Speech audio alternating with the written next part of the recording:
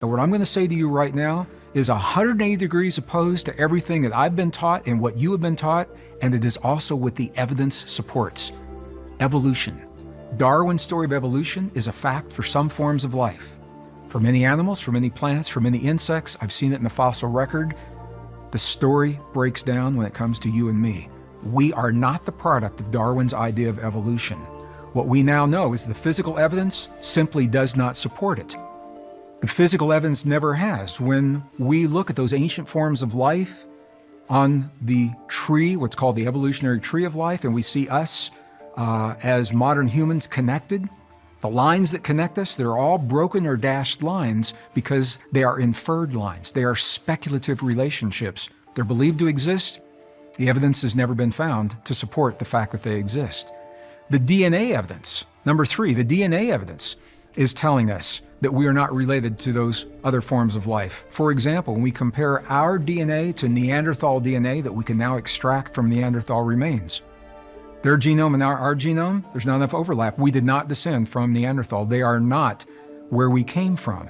But the evidence is also showing, and this is the next discovery, that you and I emerged, modern humans, what are called anatomically modern humans, showed up on Earth about 200,000 years ago. Here's the kicker, we haven't changed.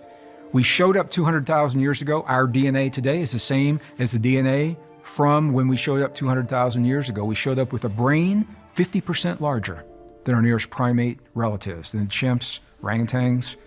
We showed up with an extended neural network that allows us to self-regulate. And we've explored that through this series in a way that no other form of life that we're aware of can do.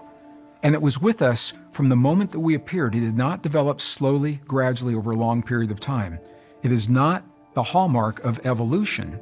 Scientists now recognize this, and it has led them to what is called forbidden territory.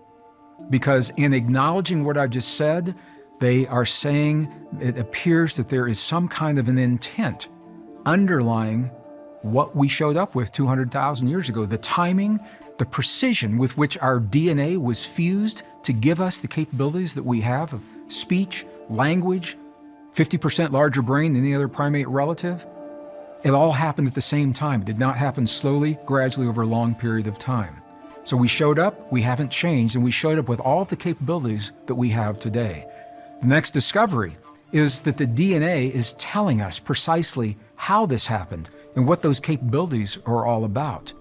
And the discovery after that is showing us that once we begin to embrace the fact that we appeared 200,000 years ago, fully enabled, fully intact, with everything that we have now, how do we awaken the potential of our appearance, what we showed up with? How do we awaken that in our world today?